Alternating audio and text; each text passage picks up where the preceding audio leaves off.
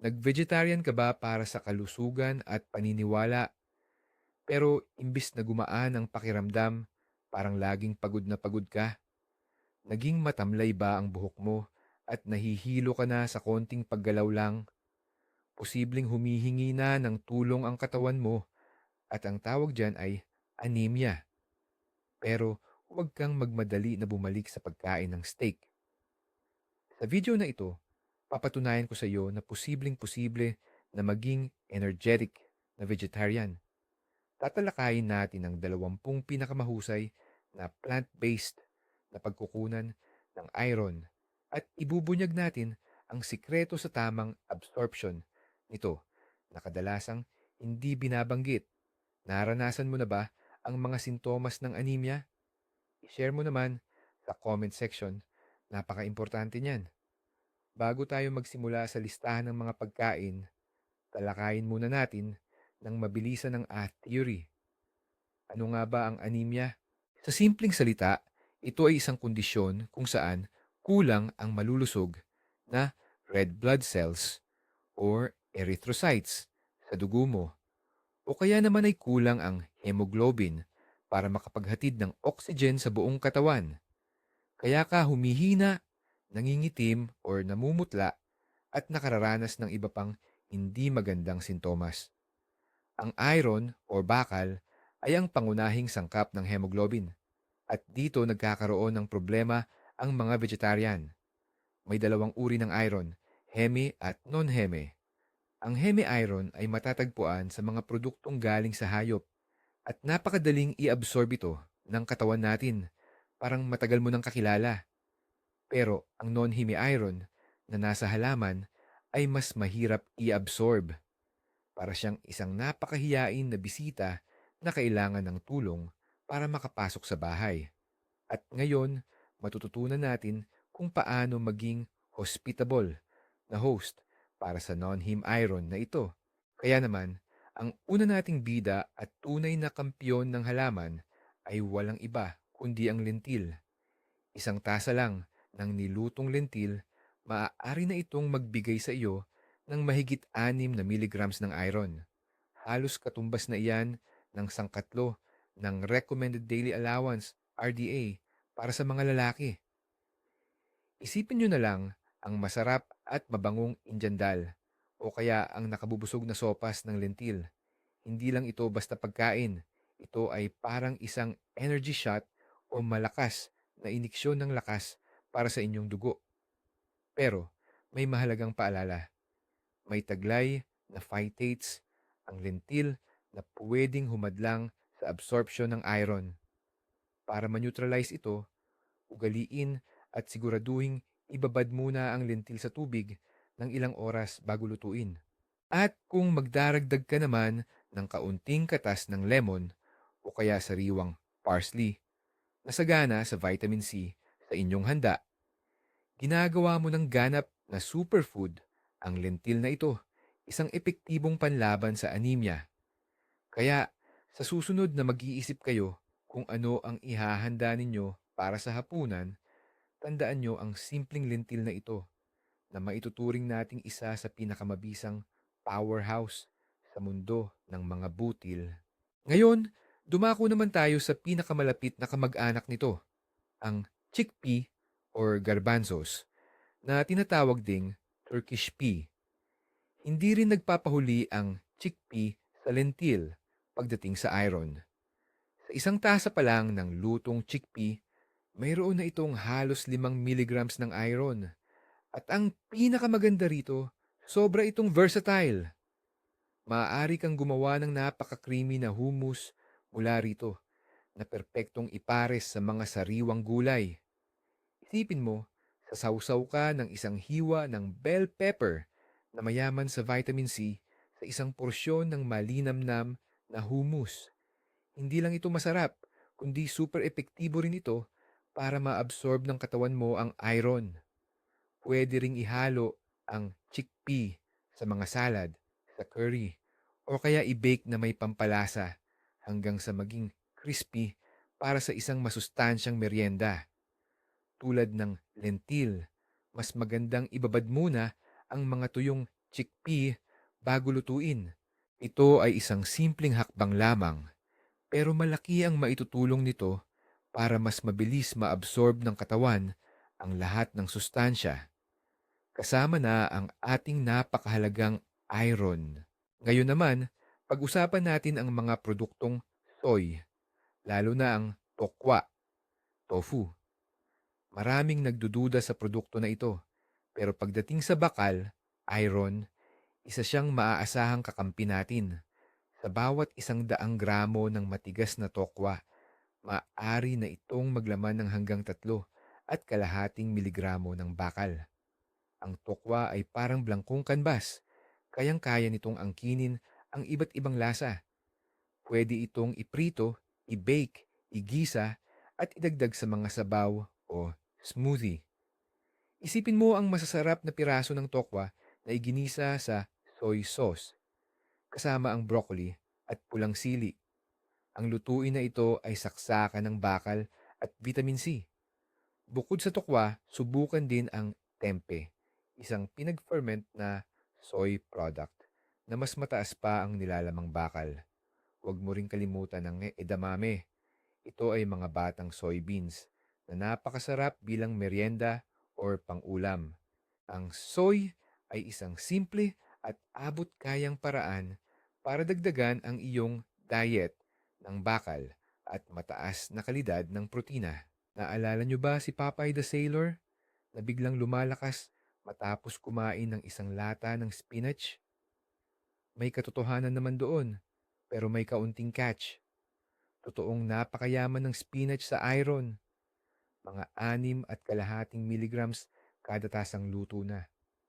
Pero mayroon din itong tinatawag na oxalates, mga chemical na humaharang sa iron para hindi ito maabsorb ng ating katawan. Ibig bang sabihin nito, wala nang silbi ang spinach? Hindi, mali. Ang sikreto ay nasa paraan ng pagluluto.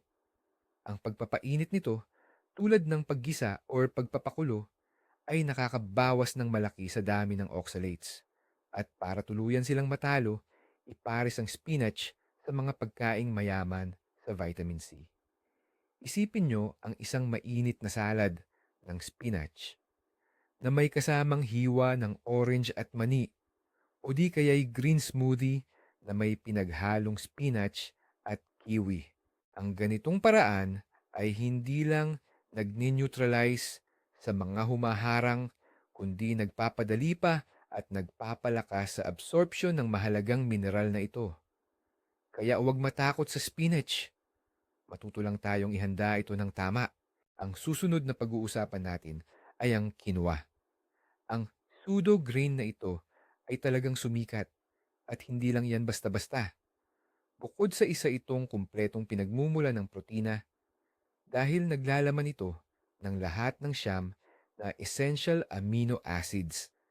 Mayaman din ang quinoa sa iron. Ang isang tasa ng nilutong quinoa ay mayroong humigit kumulang 3 miligrams ng iron. Kaya naman, isa itong mahusay na alternatibo sa kanin or pasta. Subukan niyong i-imagine ang isang makulay na salad. May quinoa, black beans, mais, avocado, at binubuhusan ng katas ng lime. Hindi lang ito masarap at kaakit-akit tingnan, sobrang beneficial pa sa katawan. Bakit lime? Dahil ang lime ay nagbibigay ng vitamin C na tumutulong sa ating katawan na i-absorb ang iron mula sa quinoa at beans.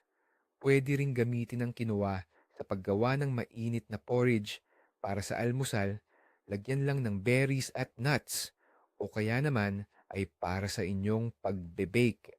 Isa itong napaka-versatile na pagkain na siguradong karapat-dapat na ilagay sa inyong kusina.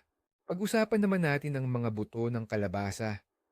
Maliliit man, pero ubod ng lakas sa sustansya. Huwag na huwag ninyo itong itatapon kapag nagluluto kayo ng kalabasa. 30 gramo lang o katumbas ng isang maliit na dakot ng buto ay may higit pa sa 4 miligramo ng iron na maibibigay sa inyo. Isa ito sa pinakakumpletong plant-based na pinagkukunan ng mineral na ito. Pwede itong kainin ng ganyan lang bilang snack, ihalo sa mga salad, para sa masarap na crunch o ipatong sa inyong oatmeal o yogurt sa umaga. Pwede rin itong gawing seed butter o ihalo sa homemade granola. Isipin nyo ang inyong pangumagang oatmeal o lugaw na nilagyan ng isang dakot ng buto ng kalabasa at ilang hiwa ng strawberry. Ang strawberry ang magbibigay ng kinakailangang vitamin C at ang buto naman ang maghahatid ng porsyon ng iron at healthy fats. Ito ang perpektong panimula sa araw, lalo na para sa sino mang nagmamalasakit sa kanilang hemoglobin level. Sa pagpapatuloy ng usapan tungkol sa mga buto or seeds, hindi pwedeng hindi natin banggitin ang sesame or linga. Ang maliliit na buto na ito ay punong-puno ng sustansya, isang tunay na kayamanan na ng nutrisyon. Sa isang kutsarang linga pa lang, mayroon ng halos 1.5 miligram ng iron or bakal.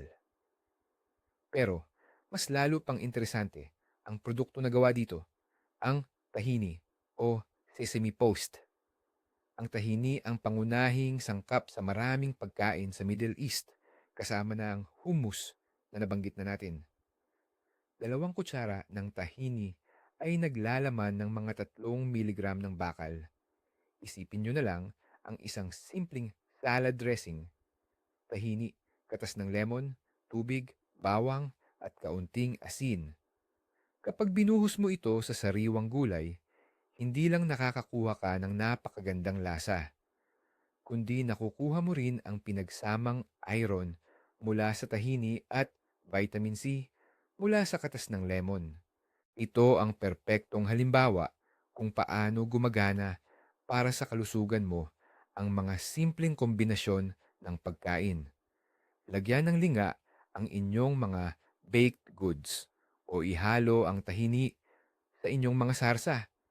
Ito ay isang napakadaling paraan para madagdagan ang inyong iron intake. Lumipat naman tayo sa mundo ng mga mani at ang pinakapaborito namin sa paglaban sa anemia ay walang iba kundi ang kasoy, cashew. Sikat ang mga kasoy dahil sa malinamnam at creamy nitong lasa at isa rin itong napakagandang pinagkukunan ng iron, bakal.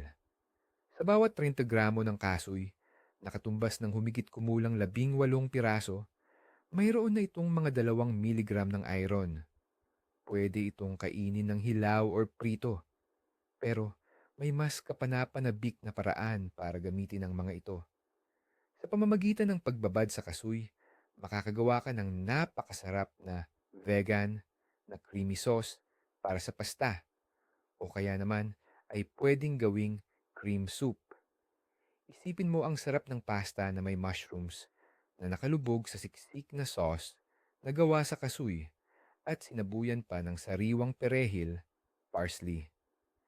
Hindi lang ito pampabusog, kundi magbibigay din ito sa iyong katawan ng sapat na boost ng iron. Dagdag pa rito, mayaman din ang kasoy sa copper, tanso, isang mineral na mahalaga rin sa kalusugan ng dugo. Kaya naman, ang pagkain ng isang dakot na kasoy araw-araw ay isang napakagandang gawi, lalo na para sa mga vegetarian o sino mang nagpapalakas ng dugo. Pero heto ang isang produkto na marahil hindi mo pa naiisip na mayaman pala sa iron o bakal ang molasses. Ito ay isang malapot at maitim na syrup o nakalalabasan sa proseso ng paggawa ng asukal. Pero hindi tulad ng refined sugar na wala halos benepisyo, ang molasses ay nagtataglay pa rin ng lahat ng mineral na galing sa tubo o sugar cane. 1 kutsara lang nito at maaari nang magbigay ng hanggang 3.5 miligramo ng iron, katumbas ng mga 20% ng inyong daily requirement. Mayroon itong kakaibang lasa, medyo mapakla, pero maaari pa rin itong gamitin bilang pampatamis. Isipin mong ilagay ito sa iyong oatmeal sa umaga o kaya sa smoothie mo. Pwede rin itong gamitin sa pagbe-bake tulad ng paggawa ng gingerbread Ito ay isang napakagandang paraan para hindi lang makakuha ng dagdag na iron, kundi para palitan na rin ang mapaminsalang puting asukal ng isang bagay na mas nutritious at makabubuti sa kalusugan. Minsan, ang tulong sa kalusugan ay dumarating sa mga lugar na hindi natin inaasahan. Halimbawa, sa mismong aisle ng mga cereals sa grocery. Ang pinag-uusapan natin dito ay ang mga fortified na flakes at oatmeal.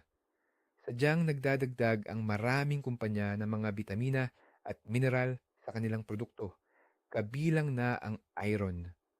Kaya mahalaga na basahin ng mabuti ang mga label. Mayroong ilang fortified na oatmeal na naglalaman ng hanggang 100% ng iyong daily requirement ng iron sa isang serving lang. Malaking tulong ito lalo na sa mga araw na wala kang oras magluto ng komplikado or masustansyang pagkain. Isipin mo, isang mabilis na bowl drawer ng cereal kasama ang plant-based milk at sariwang berries.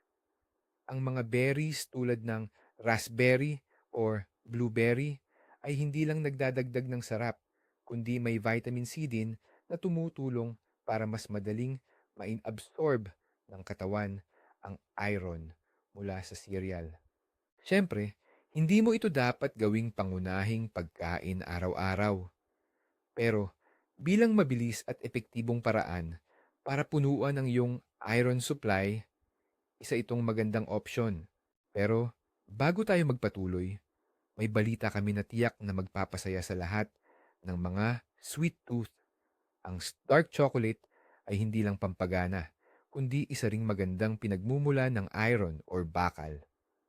Pero tandaan, kailangan natin ng di kalidad na dark chocolate, yung may cocoa content na hindi bababa sa 70% to 70%.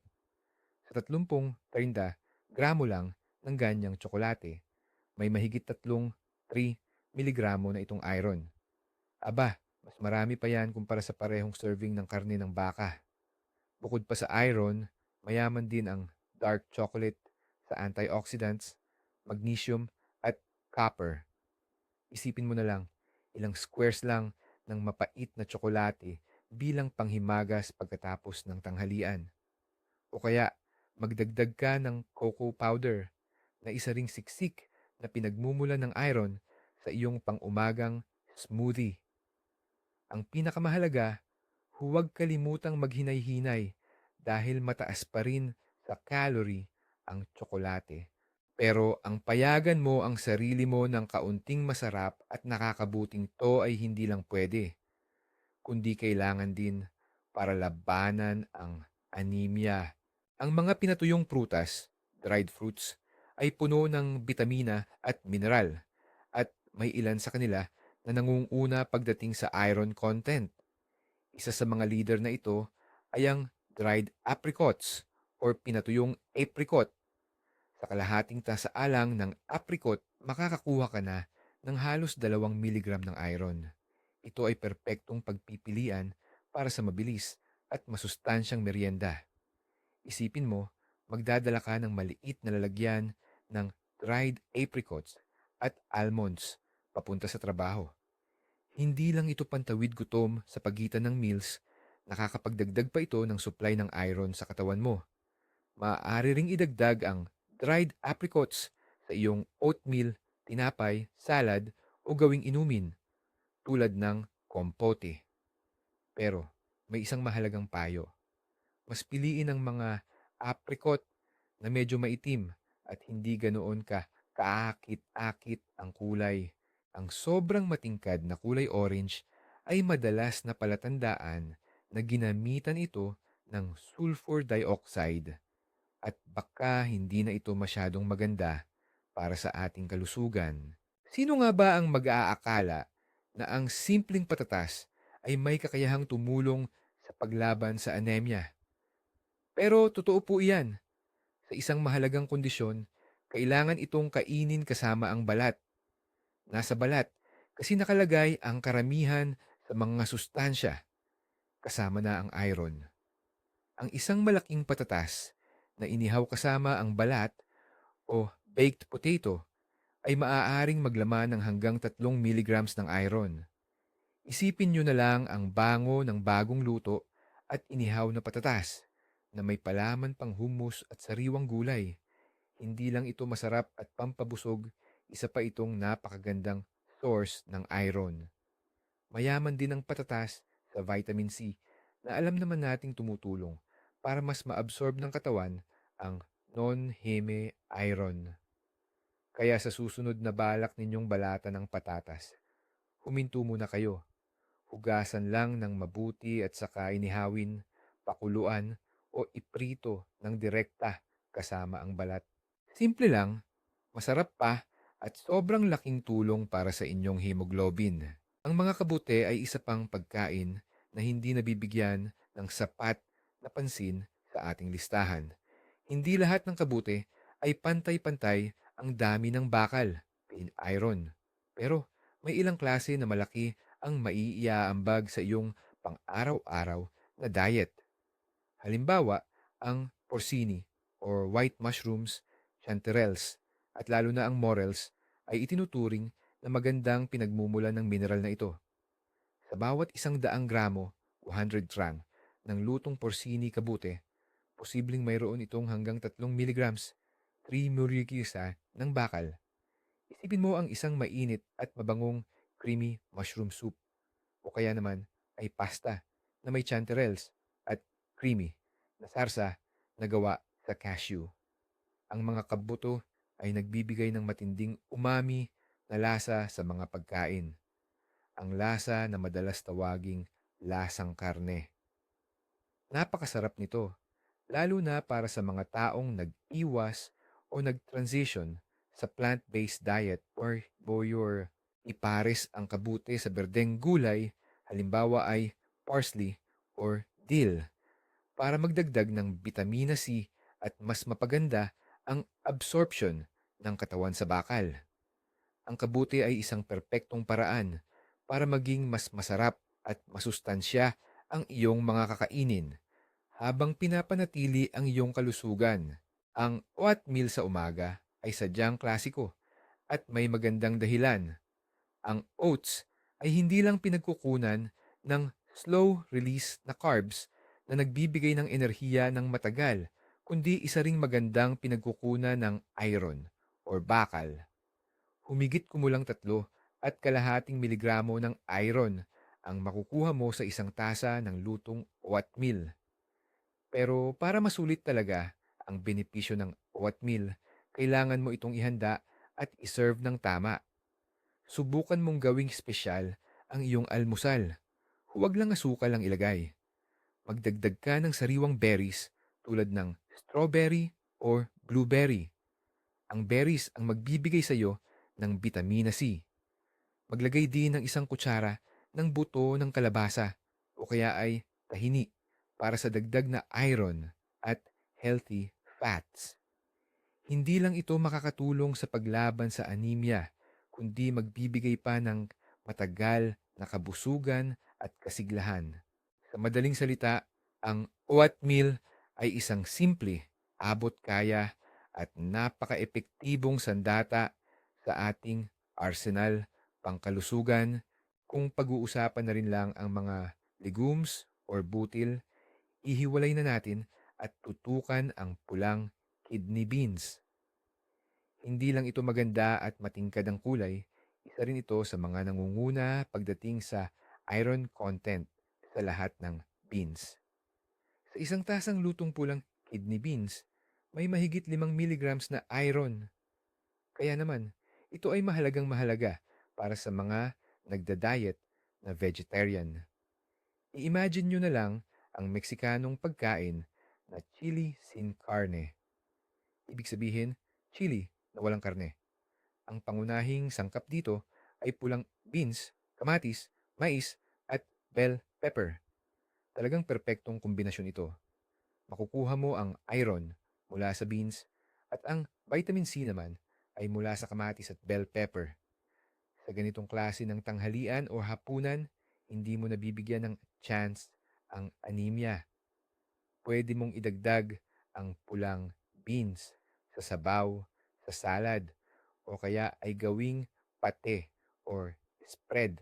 Pero tandaan, huwag na huwag kalimutang ibabad muna ang tuyong beans para mas madali itong ma-absorb ng katawan. Ang mangold o kilala rin bilang Swiss chard ay isang madahon na gulay na madalas hindi napapansin dahil mas sikat ang pinsan nitong spinach. Pero sayang, ang mangold ay isa itong tunay na superfood. Sa isang tasang lutong mangold, mayroon na itong 4 na miligramo ng iron or bakal. Ang maganda pa, mas kaunti ang oxalates nito kumpara sa spinach, kaya mas madaling maabsorb ng katawan ang iron na taglay niya. Bukod pa rito, napakayaman din ng mangold sa vitamina K, vitamina A, at vitamina C. Isipin mo na lang, igigisa mo ang dahon ng mangold kasama ng bawang at konting katas ng lemon. Ang lemon juice ay hindi lang pampasarap, nakakatulong din ito para mas maging effective ang pag-absorb ng iron sa katawan. Pwede mong idagdag ang mangold sa sopas, stew, omelette, or gamitin itong pangbalot sa halip ng repolyo. Huwag mo nang palampasin ang pagkakataong subukan ng makulay at napakagandang gulay na ito para sa iyong kalusugan. Ngayon, pag-usapan naman natin ang isang bagay na mas exotic, ang spirulina. Ito ay isang uri ng blue-green algae or asul-berdeng lumot na karaniwang ibinebenta sa pormang pulbos o tableta. Ang spirulina ay maituturing na isang tunay na concentrate o pinagsamasamang sustansya. Isang kutsara lamang ng spirulina powder ay naglalaman na ng 2 miligram ng iron or bakal. Napakalaki na niyan para sa ganoon kaliit na dami. Bukod sa iron, sagana rin ang spirulina sa protein, B vitamins, at antioxidants. Mayroon itong medyo kakaibang lasa na hindi paborito ng lahat, kaya pinakamahusay na ihalo ito upang maitago sa ibang pagkain. Imahinasyon ninyo ang isang green smoothie na may saging, spinach, pineapple juice, at isang kutsarita ng spirulina.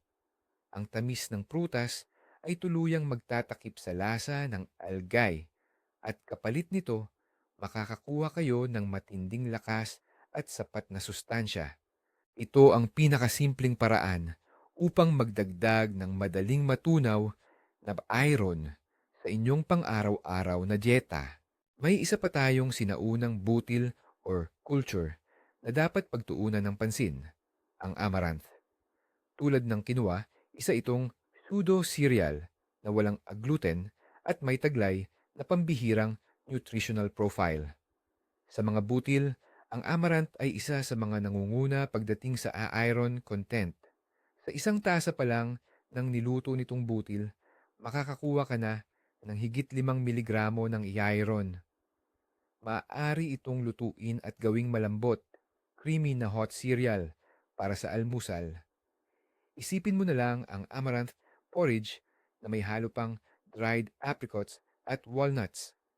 Iyan ang tunay na power breakfast na tutulong sa iyo para mapanatili ang mataas na level ng hemoglobin. Ang harina naman ng amaranth ay pwedeng gamitin sa pagbe-bake at ang popped amaranth ay mainam na ihalo sa granola o kaya sa mga healthy bar. Napakagandang paraan ito para palawakin ang iyong diet at matuklasan ang mga bagong lasa.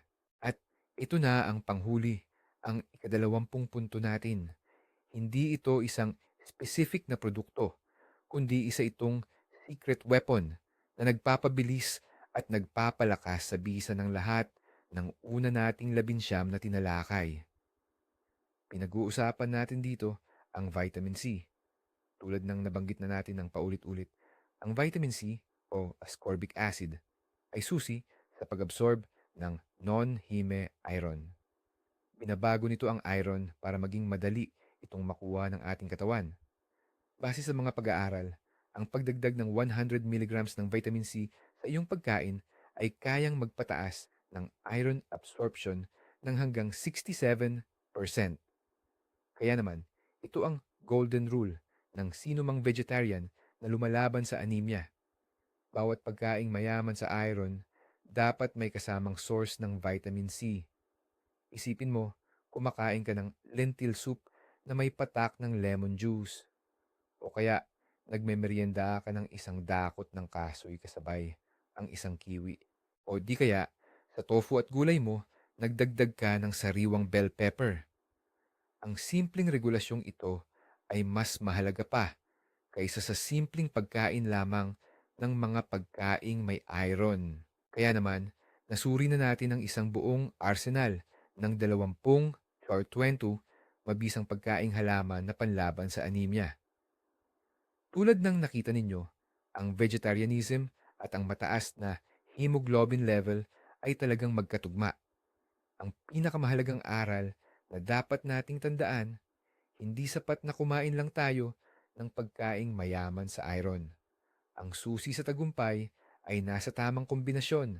Ang pagsasama ng iron mula sa halaman, plant-based sources, kasama ng vitamin C, iyan ang inyong pangunahing sikreto. Sa kabilang banda naman, iwasan ninyong isabay sa inyong pagkain ang tsaa o kape. Ang tannins na nasa mga ito ay nakahadlang sa pagsipsip ng iron ng ating katawan. Ngayon, taglay na ninyo ang lahat ng kaalaman para makabuo ng inyong sariling mabisang anti-anemia diet. Huwag hayaang patigilin kayo ng mga alamat at takot sa daan na inyong pinili. Ang inyong kalusugan ay nasa inyong mga kamay at ibinigay na sa atin ng kalikasan ang lahat ng kailangan natin para panatilihin ito. Maraming salamat sa panonood ng video na ito hanggang sa huli. Mayroon na kayong buong arsenal ng kaalaman. Simulan ninyo nang gamitin ito ngayon din. Mag-subscribe sa channel para hindi mapalampas ang iba pang kapaki-pakinabang na video tungkol sa malusog na plant-based daw na pagkain. I-like ang video na ito kung nakatulong sa inyo. At ang pinakamahalagang tanong, alin sa mga pagkaing ito ang una ninyong idadagdag sa inyong dieta? Magkomento sa ibaba at pag-usapan natin ang inyong mga paboritong recipe.